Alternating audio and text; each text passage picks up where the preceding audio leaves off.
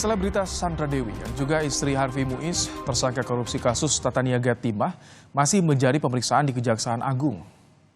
Saudara, hari ini adalah panggilan kedua bagi saksi Sandra Dewi di kasus korupsi Tata Niaga Timah Wilayah Izin Usaha Pertambangan PT Timah tahun 2015 hingga 2022. Berbeda dari pemeriksaan pertama bulan April lalu di mana Sandra Dewi datang dari pintu depan dan menyapa wartawan. Kali ini Sandra Dewi diam-diam sudah tiba di ruang pemeriksaan dan hadir lebih awal dari agenda pemeriksaan pukul 9 pagi.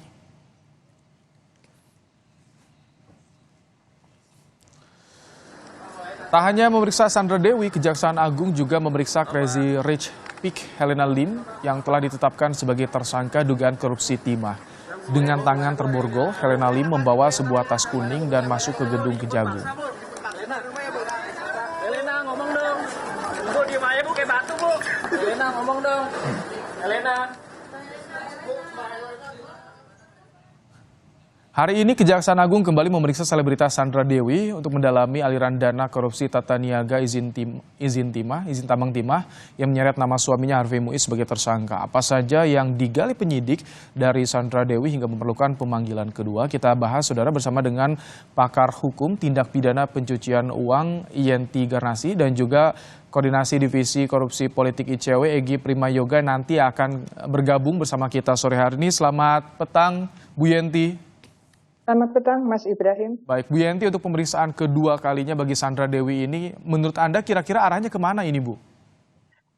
Arahnya tentu sejak awal ya ke TPPU ya, dan ini harusnya didorong ya, semua korupsi itu ya yang telah terjadi dan terungkapnya itu bukan baru sehari, tapi udah beberapa lama itu pasti ada TPPU-nya. Ini yang kita dorong baik KPK, Kejaksaan Agung maupun polisi. Ini pasti TPPU, tindak pidana pencucian uang. Dan berkaitan dengan Sandra Dewi ini kan kaitannya dengan suaminya. Artinya apa? Ini arahnya adalah aliran dari ketersangkaan suaminya yang korupsi tadi, yang disangkakan korupsi, itu alirannya kemana saja. Dan tentu saja ke siapa saja dalam hal ini sedang diperiksa adalah istrinya. Bisa jadi nanti dari Harvey ini kemana-mana yang lain juga bisa jadi. Jadi memang TPPU itu adalah TPPU aktif adalah orang yang melakukan korupsi atau kejahatan ekonomi kemudian dia mengalirkan. Dalam hal ini kemungkinannya sangkanya adalah Harvey Muiz mengalirkan, itu namanya TPPU aktif, dan kemudian siapapun yang menerima aliran dari Harvey itu adalah TPPU pasif. Nah, dalam hal ini kan tentu saja ya, yang kalau namanya korupsi itu kan selalu digeledah, disita gitu kan.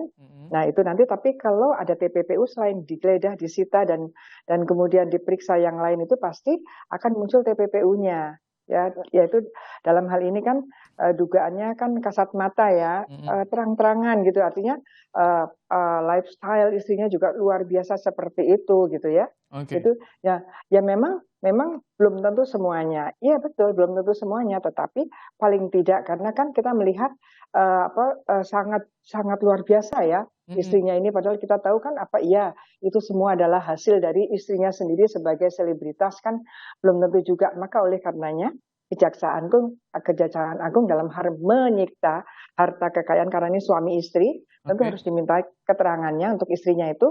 Jangan sampai istrinya itu juga memang menerima dan dengan sangat sadar kemudian membelanjakan gitu. Oke, baik. Soal arahnya kemungkinan besar ke arah TPPU. Kita juga sudah bergabung dengan peneliti ICW Egy Primayoga. Selamat petang, Mas Egy. Selamat malam, Mas. Baik, Mas Egy, apa yang Anda lihat dari kasus case building nih soal Tata Niaga Timah? Saat ini 21 tersangka. Apakah bisa berhenti di sini atau ada pengembangan lain termasuk siapa pemberi perintah HM ini, Mas Egy, menurut Anda? Ya, betul, Mas. Jadi sejak awal kami mendukung penuh penuntasan kasus ini, gitu ya. Jadi itu juga termasuk perluasan tersangka, tidak hanya kepada orang-orang yang sudah ditetapkan menjadi tersangka, tapi juga tersangka lainnya. Nah, ini yang saya rasa harus kita dukung penuh kejaksaan dalam menyelesaikannya, dan aktornya saya rasa juga harus ditelusuri, tidak hanya pada aktor bisnis, tapi barangkali ada aktor lain, entah itu aparat penegak hukum, entah itu juga aktor pemerintah, kita tidak tahu. Tapi yang pasti itu harus ditelusuri lebih jauh. Jadi itu penting bagi saya terutama. Dan yang kedua juga hal lain adalah jangan sampai ketika para tersangka ini juga sudah diproses secara hukum, lalu ada para penggantinya dalam tanda kutip, mereka adalah orang-orang yang pada akhirnya nanti akan berbuat sama dengan mereka yang sudah diproses secara hukum. Jadi di sini tata kelola pertambangannya harus kita lihat lagi dan harus diperhatikan secara serius. Jangan sampai pemberian izin dan sebagainya itu tidak Mas Egi, tidak dilakukan secara patut. tapi menurut Anda kenapa soal dalang utama ini belum juga diungkap? Apa yang jadi penyebabnya menurut Anda nih? Ya, itu yang harus kita juga dorong kepada Kejaksaan Agung. Jangan sampai mereka ragu untuk menelusuri aktor utamanya. Barangkali di aktor tersangkanya sudah ada aktor utama yang sekarang sudah ditetapkan, tapi barangkali juga ada aktor utama yang lain. Kita tidak tahu. Jadi kejaksaan jangan sampai ragu, jangan sampai tebang pilih. Kita harus menuntaskan kasus ini secara patut. Oke, Bu Yenti, soal TPPU siapa yang bisa dijerat? Tadi kan ada singgung ada aktif, ada pasif. Kemudian Dirdik Jampisus juga menyinggung soal keluarga, orang terdekat bisa saja dijerat, Bu Yenti.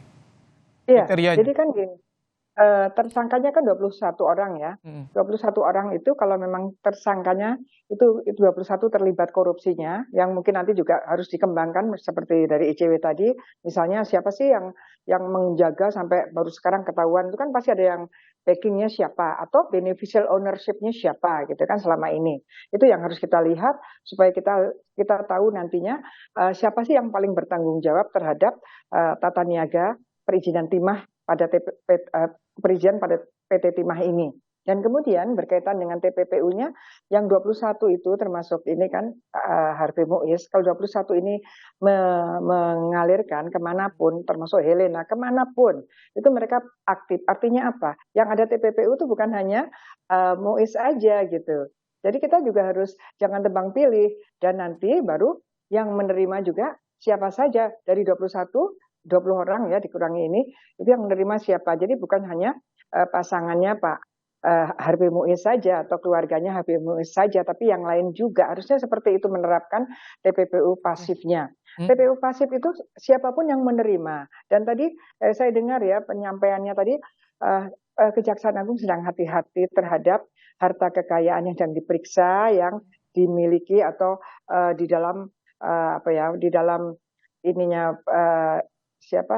Sandra Dewi ya dalam jadi ini kuasa bakal Sandra diklarifikasi Bu Yenti, misalkan mana harta yang didapat dari pribadi atau harta dari suaminya terkait dengan kasus ini, seperti itu Bu Yenti? Iya, segini. Jadi kalau korupsi saja, penyitaan korupsi saja itu misalnya korupsi nggak ada TPPU saja, tersangka korupsi itu akan ditanya tentang harta kekayaan dia dan keluarganya. Itu udah basically itu dasar pendalaman untuk korupsi. Apalagi ada TPPU. Itu akan TPPU berarti kan bukan hanya korupsi, dari HP juga mengalir dan yang diperiksa adalah yang menerima aliran. Nah, saya ingin menyampaikan bahwa orang yang menerima aliran dana itu tidak hanya harus tahu gitu. Undang-undang tidak mengatakan itu. Barang siapa menerima dan mengetahui atau patut menduga bahwa yang diterima itu berasal dari hasil kejahatan sebagaimana pasal 2 ayat 1. Artinya apa? Yang menerima jangan ditanya harus tahu saja, tetapi juga dinilai oleh penegak hukum bahwa dia itu sebetulnya patut menduga. Itu namanya have reason to know. Itu yang namanya kalau dia sudah patut menduga ini janggal kalau suaminya tiba-tiba seperti ini dan sebagainya, tapi tidak peduli dan tetap aja melakukan, ya dia kena kata-kata tidak peduli itu sesuai. Tak perlu pengakuan dari penerima ini bisa dijerat Bu Yenti? Ya enggak. Kalau ngaku kan belum tentu juga dia ngaku kan. Belum tentu ngaku karena pengakuan kan terakhir dan ini saksi kan. Artinya gini, nanti penyidik itu menyidik, menyelidik dan menilai harta ini yang pada si istrinya ini, apakah memang istrinya tidak patut menduga bahwa menurut istrinya clear saja, atau apakah seharusnya istrinya itu sudah curiga. Jadi harus gitu. Dan gini, saya ingin mengingatkan agar kita itu menegakkan hukum itu equality before the law ya. Dulu waktu kasusnya Bank Citibank ya, istrinya suaminya Malindadi itu kena loh pasal 5. Jadi baik. jangan kita ini kemudian tidak tidak patuh ya pada asas yang ada bahwa hukum itu sama diterapkan dalam hal ini siapapun yang Baik. menerima dan mereka itu patut menduga atau curiga. Ini tapi soal tetap progres menerima. TPPU bagaimana? Apakah sudah seterbuka kasus korupsi yang saat ini tengah diusutnya? Nanti kita akan bahas juga, Mas Egy. Bu Yenti tetap bersama kami di Kompas Petang. Selebritas Sandra Dewi masih diperiksa di Kejagung hingga sore hari ini. Kami akan ajak Anda langsung menuju ke Kejagung. Ada jurnalis Kompas TV, Triksi Valencia. Triksi, bagaimana perkembangan terkini terkait pemeriksaan Sandra Dewi saat ini? Ya Ibrahim, informasi terakhir yang tadi kami dapatkan dari pihak Kejaksaan Agung adalah masih diperiksa. Nampaknya ini cukup panjang dan juga cukup dalam yang dilakukan pemeriksaan ataupun juga yang dikulik dari Sandra Dewi. Tadi kalau kami juga mengkonfirmasi bahwa ada sejumlah dokumen yang dibawa untuk kemudian dipertanyakan atau mungkin ini adalah bukti-bukti yang dibawa untuk bisa mengklarifikasi maupun juga mencocokkan terkait dengan aset-aset yang dinilai tidak wajar maupun juga keterkaitan Sandra Dewi terhadap aliran dana dari Harvey Moi termasuk juga dari TPPU. Karena kita tahu Harvey Moi ini juga bukan hanya dari tersangka dugaan korupsi saja, tapi juga dikenakan sebagai tersangka tindak pidana pencucian uang. Jadi kalau saat ini situasinya Ibrahim masih menunggu Sandra Dewi akan keluar dari Kejaksaan Agung. Baik. Untuk kemudian selesai dari pemeriksaan. Jadi kita akan nantikan saat ini sedang bersiap-siap Ibrahim dan juga saudara, karena nanti juga di Purwokerto atau Jawa Tengah akan ada press conference terkait dengan perkembangan pemeriksaan maupun juga perkembangan dari update yang didapatkan atau fakta-fakta terbaru yang didapatkan dari pemeriksaan pada hari ini, baik dari Sandra Dewi maupun juga dari Helena Lim, dan juga ada kemungkinan-kemungkinan terkait dengan penyitaan aset. Karena kalau tadi kami mendapatkan informasi dari pihak Kejaksaan Agung bahwa ada aset lagi yang disita oleh pihak Kejaksaan Agung, tapi memang belum disampaikan secara detail apa, punya siapa, dan di mana aset tersebut dilakukan penyitaan. Tapi yang jelas perkembangan ini masih didalami dan yang perlu kita nantikan adalah bagaimana keterangan yang akan disampaikan baik dari Kejaksaan Agung yang di Purwokerto, dari Dirdik Triksi, kami tangkap. Gampidum maupun juga dari keterangan hukum dari Kejaksaan Agung. Terima kasih Ibrahim. Triksi untuk laporan Anda. Masih bersama kami Egy Primayoga dari ICW dan juga pakar TPPU Yenti Garnasi. Mas Egy, Bu Yenti, masih bergabung? Ya, masih. Halo. Baik, Mas Egy, apa yang Anda baca soal pemeriksaan Sandra Dewi hari ini begitu panjang? Bagaimana Anda melihat pengungkapan TPPU-nya di kasus ini, Mas Egy? Ya, sekali lagi ini penting ya, karena kasus korupsi biasanya berdampingan dengan kasus pencucian uang. Dalam hal ini aset-aset yang dimiliki oleh Harvey Moi sebagai tersangka dan juga istrinya perlu ditelusuri lebih jauh, dan apakah ada kaitan dengan kasus korupsi yang saat ini tengah diusut. Jadi itu sekali lagi penting, dan perlu digarisbawahi juga bahwa dalam membuktikan tindak pidana pencucian uang, tindak pidana korupsinya tidak perlu dibuktikan terlebih dahulu. Tindak pidana asalnya tidak perlu dibuktikan terlebih dahulu. Jadi bisa ditelusuri secara terpisah ya. Jadi itu juga harus dilakukan, jangan sampai satu sama lain menghambat. Dan yang lebih penting lagi, saya juga setuju tadi ya, bahwa yang ditelusuri jangan hanya asetnya Harvey Moi dan juga Sandra Dewi saja, keluarganya, tapi juga tersangka-tersangka lain. Karena di sini jumlah tersangkanya banyak, belum lagi tadi saya juga dorong ada perluasan tersangka. Barangkali itu juga harus ditelusuri lebih jauh aset-asetnya. Gitu. Baik. Bu Yenti, kalau dari penelusuran TPPU ini apakah bisa mengungkap juga siapa yang jadi dalang di kasus korupsi ini, Bu Yenti? Iya, nanti kan pengungkapan ini kan siapa yang menerima. Kalau yang menerima nanti sudah berani ditetapkan tersangka pasal 5, kalau saya pikir ini ya lama itu karena apa? Bukan karena penyitaannya, karena udah sangat kasat mata lah. Ada pembelian private jet, kemudian mobil dan sebagainya, itu kan pasti ada rekening dan sebagainya, siapa yang membayarkan dan sebagainya, apakah dia, apakah istrinya. Kalau istrinya, bagaimana uang itu dari suaminya ke istri ini. Saya kira ini berkaitan dengan bisa berani nggak menetapkan tersangka pasifnya. Nah, dalam penetapan tersangka yang dikembangkan itulah nanti yang diharapkan itu adalah bisa terkuak lagi kemana saja dan dalangnya siapa, kan pasti ada itu percakapan-percakapannya gitu. Itu yang penting ya. Jadi kadang-kadang jangan melokalisir gitu, artinya tebang pilih, karena jangan-jangan masyarakat jadi curiga ya, kenapa ini tidak, kenapa itu saja. Nah ini tidak bisa, karena kalau kita membuka semuanya, nanti kita akan mendapatkan dalangnya itu siapa, gitu ya. Baik dalang itu dalam hal korupsi tentu saja. Dari korupsi kalau mengalir itu tentu saja ada TPPU. Dan betul tadi bersamaan tidak usah terbukti terlebih dahulu, tapi bersamaan nanti dalam satu berkas harusnya begitu. Tapi kalau ini Kejaksaan Agung, saya yakin beberapa kasus selalu begini ya, selalu bersamaan gitu.